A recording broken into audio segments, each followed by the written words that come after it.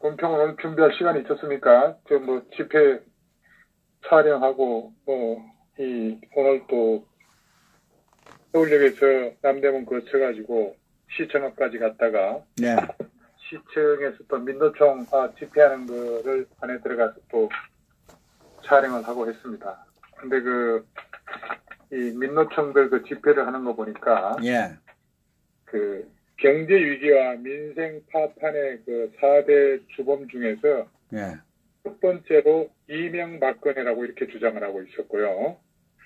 두 번째 이제 반민 중재벌, 그다음에 세 번째 자유한국당, 바른미래당, 그리고 네 번째 미국이다. 이게 이제 대한민국 경제 위기와 민생 파탄의 4대 주범을 이렇게 설명을 하고 있더라고 보니까요. 그리고 또 문재인 정부는 탄력근로제 그 학대를 비롯한 모든 반노동 정책을 당장 폐기하라, 이런 내용들하고 네.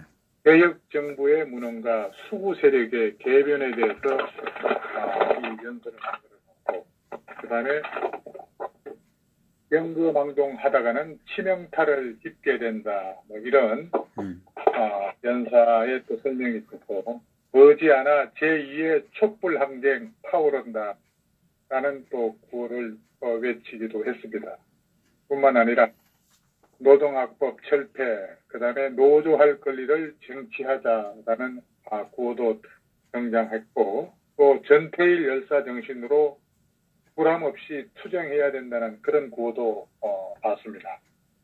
이 친미 분단 수구 앞에 청산하고 민족 자주, 민족 공조 뭐 이런 그런 이 외침도 많이 들렸습니다. 우리 허 선생님께서는 그 민주노총 그 집회 현장을 가봤습니까? 예, 갔죠. 그 경찰이 막고 있는데, 예. 민주노총은 뒤에 있고, 경찰이 막고 있는데 가서, 제가 외쳤어요. 민노총 너가 이 나라를 망하게 만들고 있다고 그래가지고, 서로 이렇게 말다툼을 했어요. 근데 그 민노총 오늘 집회에서 보니까, 예. 이 현 정권에 대해서도 많은 비판을 가하는 그런 모습들도 볼 수가 있었습니다. 그래서 이 문재인 정부를 자기들 주장하기 앞서가지고 현 정권에 대한 어떤 이런 비판을 많이 하는 거를 그렇게 볼 수가 있었는데, 특히 그 비정규직 철폐하라는 거하고 모든 차별 철폐하라고 하는 그런 구호를 중간에서 많이 외치는 것을 볼 수가 있었습니다. 아무튼 오늘 그 민노총의 그런 집회는 또 이 경제 정책에 대해서 이렇게 많은 그런 외침도 볼 수가 있었는데, 어쨌든 오늘 그 문재인 정부의 그 장하성 청와대 정책실장과 또 이 김동연 그 총리가 또 사임을 하지 않았습니까? 경질을 했죠. 예. 그와 관련한 얘기 좀 몇 마디 해보겠습니다. 예. 이 문재인 씨는 그 장하성 청와대 정책실장 후임에 김수현 청와대 사회수석을 임명했죠. 이 김수현 사회수석은 이 정권의 숨은 실세라고 할 수가 있습니다. 이 숨은 실세를 전면에 이제 등장을 시켰는데, 예. 이 김수현은 탈원전과 그 태양광 정책, 그리고 소득주도 성장과 기본급 대폭 인상 이런 거, 그 다음에 그 근로시간 통제, 부동산 억제 정책 이런 것들을 이 뒤에서 주동했던 그런 실세 주역의 등장이라고 볼 수가 있습니다. 그래서 이 정부 부처들과 장차관들을 배제시켜서 본격적으로 이제 다시 한번 또 제2의 이런 이 장하성의 정책을 이어받아서 나라 경제를 또 이 망칠 인물로 이 김수현을 등장시킨 것으로 이렇게 보여집니다. 어쨌든 그 주사파들에게는 지향해야 되는 그런 이상도 없고 지켜야 될 이념도 없는 것 같습니다. 이 금과 옥조처럼 떠받들었던 주체 사상은 김일성과 같이 쓰레기통으로 들어간 다음에는 쥐꼬리 같은 정신조차도 없습니다. 노동자, 농민을 팔고 서민을 떠들지만 일자리 예산 54조가 누구 뱃속으로 들어갔고 공기업 일자리가 어디로 돌아가는지 다 알려졌습니다. 이런 일이 발생하는 이유는 주사파 정권에서 추구하는 바가 없고 그때마다 급조하는 사이비 이념으로 선전선동만 할 수 있기 때문입니다. 김수현을 정책 수석으로 임명하는 것은 문재인이 국가와 경제에 대한 개념이 없고 패거리들끼리 놀고 먹겠다는 그런 속을 내비친 것이라고 밖에 볼 수 없을 겁니다. 이게 이슬람 원리주의와 무엇이 다르겠습니까? 김수현이는 노운지 그때 부동산 정책 실패 정책을 했던 사람 아니에요?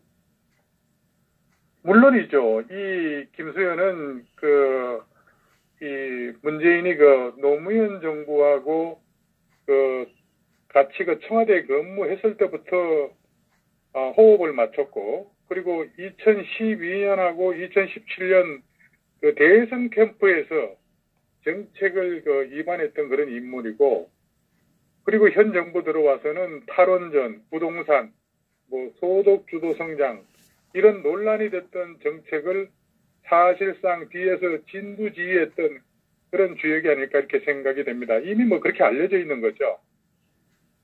그래서 문재인이 최근 강조하는 포용국가에 적합한 인물이라는 것인데 완전 경제를 북한 수준으로 만들고 자기 방식 통일을 할 그런 예정인가 봅니다.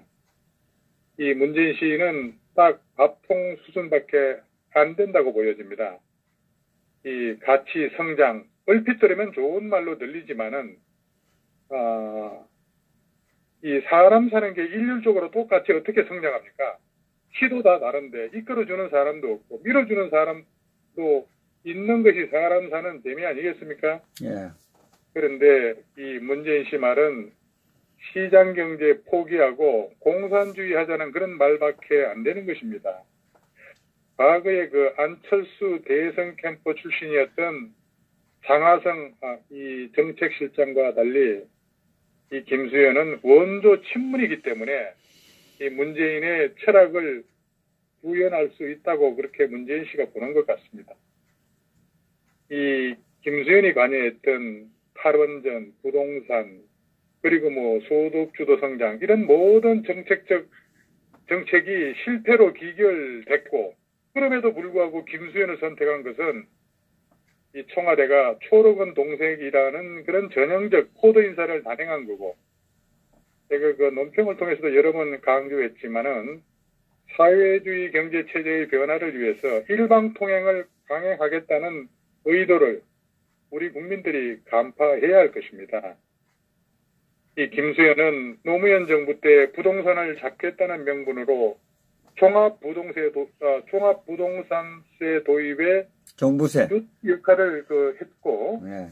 그다음에 조세 저항과 부동산 가격 폭등을 초래했고, 그리고 또 문재인 정부 들어서서도 이 김수현은 부동산 정책 사령탑으로 불리며 두 번에 걸친 부동산 대책 입안에 아주 깊숙이 관여했던 그런 인물이라고 할 수가 있습니다.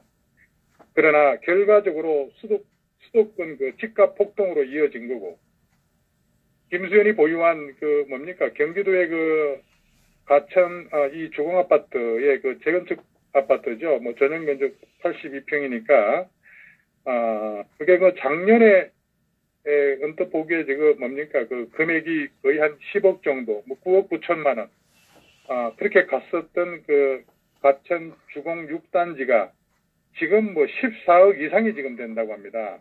그렇다면은 얼핏 봐도 거의 한 45% 정도 가격이 뛴 건데, 이건 서울 아파트 평균 가격 상승률을 훨씬 윗도는 겁니다.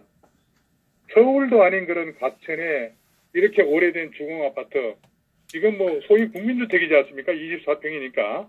이게 14억이라는 겁니다. 이거 말이 됩니까?